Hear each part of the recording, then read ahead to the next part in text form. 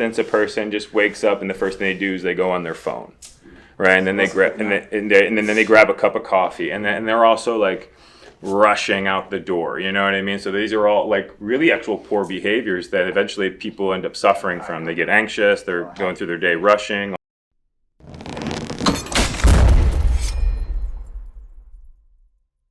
And this is the root chakra. This is your very, very first energy center, your most primitive energy center. So usually most people are stuck in these first three, which is like security and comfort and like safe and stuff like that. So I always start off with the root one. And then once you clear them up, you then can really like ascend into the quantum field, which you hear a lot of people talking about. But I'll be able to get you guys there as well. So essentially what we're going to do is 7 rounds of breath work. And then after breath work, you're going to just naturally fall into a meditative state. So most people have a tough time is quieting the analytical mind, right? Becoming nothing, becoming nobody, just consciousness, just loving awareness, which is what we are. So what I do is I use the breath as a focal point for the mind, right? At the same time, you're moving tremendous amounts of energy down around with the breath, and you're going to get quieter and quieter. The mind gets quieter and quieter, and also if the ego's there, it dissolves more and more, and then eventually you become just consciousness. Stillness is the same frequency as love. The present moment is the same frequency as love. So when we become literally love, that's when the law of attraction starts working in your favor. Like abundance in profession, relationships, opportunities, it really starts coming toward you like a magnet, because that's just how the law works, which is really cool. And we don't believe you yet because you haven't meditated. You haven't done it yet. Right. Like just with my PT stuff, I was training my clients still, and then I was having them do breath work in between their sets, like just heavy, profound breathing. And then at the very end, I would just lay them down for 10 minutes and like leave them be with a song. And then I was getting into it more and more, and I created a whole program for myself that I was meditating on each morning. And then eventually they were asking like, hey, can we do the breath work instead of train today? And I'm like, yeah, sure. And then all of a sudden that became my new thing. I was like, just, awesome. Yeah. That's what I do for work now, is I just teach people how to meditate. Yeah. Nobody knows how to get the mind quiet. And if you really can't get the mind quiet, you're kind of at its will. You're serving the mind as opposed to the mind serving you. And so this is what this does. It allows you to actually step outside of it so then you can retrain it. It's really trained poorly for most people. It's addicted to all these stimulations, all these low vibrational behaviors. So a lot of times we have no clue what you're talking about. Well, like, so say for instance, a person just wakes up and the first thing they do is they go on their phone, right? And then they grab and then they grab a cup of coffee, and they're also like rushing out the door. You know what I mean? So these are all like really actual poor behaviors that eventually people end up suffering from. They get anxious. They're going through their day rushing, all these type of things. So if you can make them aware, like, hey, instead of getting on your phone right away, why don't we get still instead? And once you get still, I was just telling him, now you're in this bird's eye view of your person going through their day. And then you can see like this autopilot behavior, like you go to the fridge, but you don't really know why you went to the fridge. Like, okay, and now for the first time you're like, wait a second, I'm not really hungry. Why am I at the fridge? And you have this lag. There's this little bit of buffer period.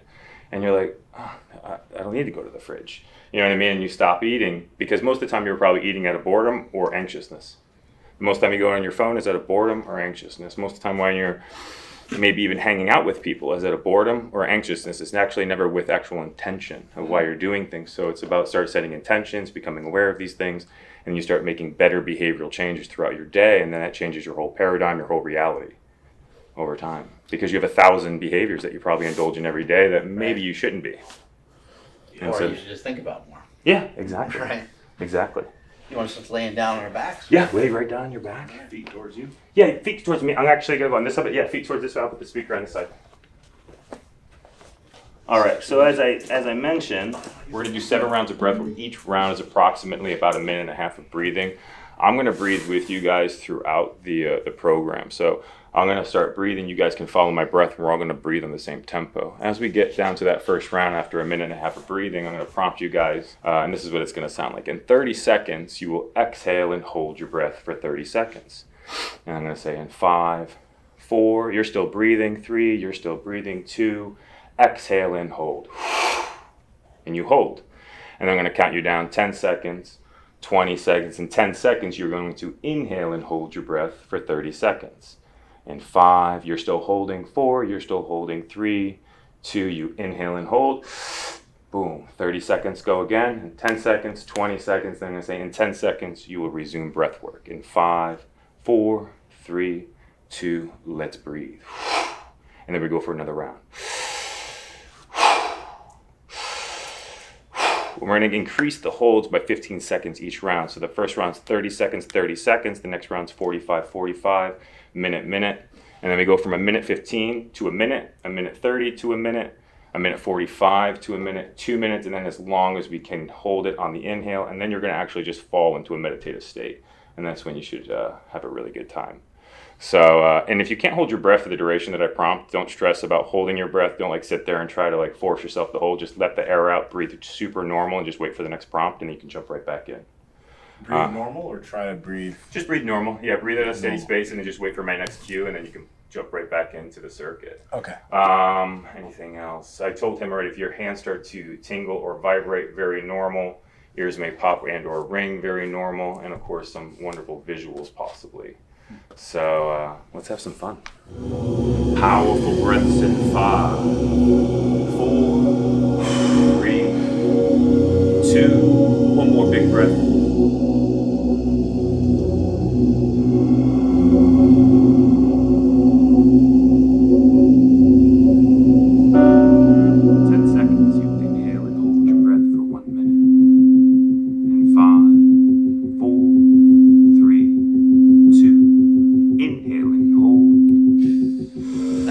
Fucking amazing. I know, right? Yeah, my I guess like my center kind of felt kind of warm, kind of through here, through where my belly button is. My hands felt like heavy, like somebody put some like sand on them. Sensational. Yeah, my hands went completely numb. They were gone. Yeah, it felt like they were. It felt like they fell asleep, but different than falling asleep. Like they weren't numb, like they fell asleep. They were just tingling. Feet were tingling. And I kind of think I'm not sure if I was falling asleep or if I was going back and forth in between consciousness or kind of what was happening there. And then I had probably a good...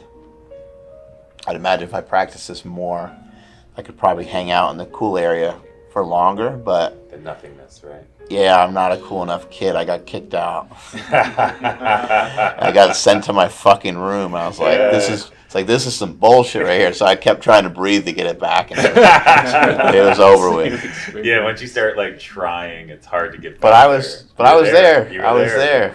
I'm proud of that. That felt good. You guys did really good. Yeah, thank you for that fucking experience. That was amazing. What's crazy is too is I bet you guys had like some pre-workouts today, some energy drinks. Caffeine for sure. Yeah. All right. Imagine doing this first thing in the morning without your caffeine, without fucking with your phone, without getting stimulated. Then you do this program. I kept coming back. I kept coming back to seeing a leaf. A leaf? Just one leaf by itself. Yeah. And you guys see colors? Yeah. A little bit, yeah. Yeah. It kind of felt like it was falling. There was kind of fluttering of colors a little bit. What kind of colors did you see? I saw a little bit of yellow. The rest was pretty like dark, like maybe the gray, kind of like this a little bit. So yeah, I kind of felt like I was falling. It was a bright green, but I was coming back, like I was running backwards through wherever the fuck this hallway was. All right. Yeah. I saw no colors. I mean, I things were like numb and I was out, but I didn't see colors. Everything was just black. Black, yeah, that's where I usually am. A lot of people see colors. I see blackness as well. Yeah, it was just dark. It was nice. What's cool is what you guys are going to experience now is that your mind is going to be very, very, very present for the remainder of the day. And this is where you become the observer of your person, is this sweet spot, this flow state. So right now you're in your yoga, your flow state. So when you go to do things right now, you're just going to be a lot more aware of like why you're doing it, and you'll be a lot more mindful of why you're doing it. And then you get to make some cool changes in your day and through your life. And then it keeps upgrading. Another funny thing that happened kind of before I went into whatever it was, I was like, where in the fuck am I going? And I was like, kind of at first, I'm like, don't allow it to happen. Dude, you gotta fucking, like, stay awake, you know, don't let it happen. And then I was like, okay, remember, we're doing this. And I did that, and then I was like, where the fuck did Justin go? I'm like, seriously, where is Justin? Like, Justin, dude, come back. Like, because I'm getting nervous over here. Where's his voice? Where's his voice? This is so this just hit me. So I think I might have just fallen asleep, but where the fuck I was telling my wife that I had a dream that Nsima moved in with us. Hey, yo. There we go. And we were trying to figure out if, like, he was going to be messy or not. If we were gonna have Asshole. What's he gonna do with his dog? I didn't even think about the dog. Does that mean his girlfriend was in too? Dude, that was some legit Inception shit. Yeah, That's hilarious. Inception shit. Holy shit. And, like I said, like if you guys do this stuff kind of first thing in the morning, I'll give you guys all my program. You do it first thing in the morning when you wake up, set some time, and it really will change everything if you start with this first thing in the morning. Were you ever yoga-y before? You know, I started just doing my own yoga because How many years ago? 3 years ago as well. So I started getting into, like, I want these people to understand, the people that are watching, to know that you were 297 pounds. Yeah. You were a bodybuilder. Yeah, I was a bodybuilder before. There was no meditation going on then, was there? No, but I think a lot of the reasons are the ways that I trained was similar. You know, like I think, you know, there's two types of styles. There's people that just train and then people that find that muscle-mind connections where they actually connect deep into their body. Training was meditative for you, okay. So that's kind of where I was my entire career. So when I really got into yoga and when I got into breath work, it felt familiar. So it was really good. So yoga was the beginning of it, and then I got into breath work, and then like the same thing, I was able to just leave. When you say yoga, what do you mean? Because some people have a yoga class or something. But when you say yoga, what do you mean? So what I did for my own personal yoga is that I just, you know, obviously we have certain body parts that are tight on us, and we want to, you know, find certain stretches that works. And then I decided to create my own flow. And so I built like a 30-second, 30-minute, 40-minute flow that I started doing every single morning. And it usually happens right after my breath work. But the term I use for like yoga in life a lot of times is that's what yoga is about, is grounding yourself to your body in a lot of ways, like centering yourself to your body, connecting to your body so you find your flow state. So you can use that term with everything. Like, did you get your yoga and your workout, your yoga flow, your flow state, or your run? You know, when you get your high, your flow, that's your yoga. That's your flow state. You guys observe inside ankle bones high.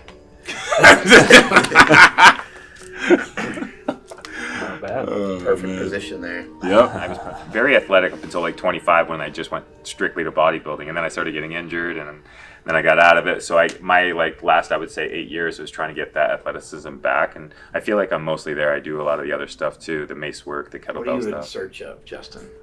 Oh man, well, you know, I think I'm doing it exactly what I'm doing. So, you know, I essentially all want to find some sort of purpose in life, right? What makes us motivated, and I realized that purpose, or a part of purpose, is to become enlightened, and enlightenment to me is understanding that we are loving awareness, having a human experience.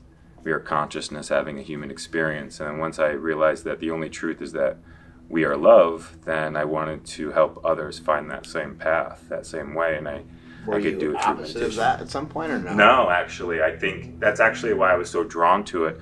You know, I had this amazing psychedelic experience with DMT about 8 years ago. And I smoked DMT in my bedroom by myself through a volcano bag. And I just crush it, and I immediately became a rocket. And I was a rocket going up towards outer space. And as soon as I hit the atmosphere, I became just consciousness, what you guys just experienced. So I just became nothing, nobody, nowhere. And then at that very moment, there was an entity, an actual, like, very, very strong female entity that was right next to me. Is that the thing that people talk about? Is it? There's a lot of them. Yeah. There's a lot of different entities that you can be visited by, actually. Very far out stuff. But there was a female entity that was essentially next to me, but we were in this quantumness, this field. And she acknowledges me, and I acknowledge her, and very, very strong feminine essence. And then all of a sudden she starts filling me up with all this love, tremendous amounts of love. It was so much. And she stops and she kind of acknowledges that I was familiar with it. And I was like, yeah, I am actually familiar with this. And she fills me up more, and she fills me up more, to the part where whatever I was, I burst it again into a bajillion pieces. And she stops again and she goes, and you're familiar with this too. And I remember being really proud that I liked who I was. I liked what I stood for. I liked my core values. And I remember being like, yeah, all right, yeah, it feels really good. I know what this love feels like. And then she stops and she goes, well, just so you know, most people have no idea what that is. And I was like, and then I felt a little heaviness in my heart, and I felt a little ignorant in some ways. And then she said, don't feel any of those things. And then she goes, well, go out there and tell them. Go out there and show them. And at the time, I had no idea what the fuck that meant. Mm-hmm. And so I was literally bringing all my friends over to smoke DMT in my house. Like, unaware of, like, this is probably a little bit more sacred and I should be, like, being more responsible. But I'm, like, volcanoing all my friends with DMT. And so that wasn't the path. I do that now. But later on, it was years and years and years of me just doing this personal growth and this inner work that I found myself. Again, like, the reason why I was PTing for so long wasn't to build bodybuilders or bikini girls. It was really with the mom and dads that wanted to be healthy for their children, that wanted to be healthy for themselves. Mm-hmm. And so it was for love, right? It was a whole different mindset of who I was working with. So I was already going into that field. And so when I started guiding breathwork, it was just right there. And then I've always had this unique gift of creating safe space for people. People, even big, strong men always says like, hey, I feel safe around you. And I took that and I really understood, like, okay, I can do something with this. So people can come through and they can be their most vulnerable, authentic selves. Probably helps that you are big. With me. Yeah, it does help that I'm big. You, big guy. Come over here, give me a goddamn hug. Yeah, right. Yeah, it's okay. It's okay, exactly. Yeah, and the fact that I think I show my authentic self and my vulnerable, self, and I speak about feelings and I speak about love, it allows them to kind of like fall into that as well. Because I was like, what is this entity? And I ran into a ton of them when I would meditate, when I would go ascend into this field. And they were always giving me a download or some sort of message. It was kind of wild. And everybody can do that, by the way. Everybody can like tap into this field. And it was really interesting to like eventually understand it. I remember thinking like after all that happened, I was like, so what is this? Like, and I had no idea what to think of what she was. So I thought that she represented Mother Earth. And I'm like, okay, this kind of makes sense. We come from the earth, we evolved from the earth. Maybe we're all really like Avatar connected to the earth. And then, so that's where I sat for the first, I would say 4 or 5 years after I even did those psychedelic trips. I still didn't believe in a God or God in general. And it wasn't until like 3 years ago where I realized that I was a soul. I was loving awareness, having this human experience. And if I was a soul, that means everybody else is a soul. And what is a soul? Where does it come from? We're microcosms of this creator and having this human experience. And it was like really wild knowing that there's this field I can tap into, to this loving consciousness awareness at any time. And so that's what I've been teaching people to do, is tap into this field, to their actual self, as opposed to what they think they are, this self.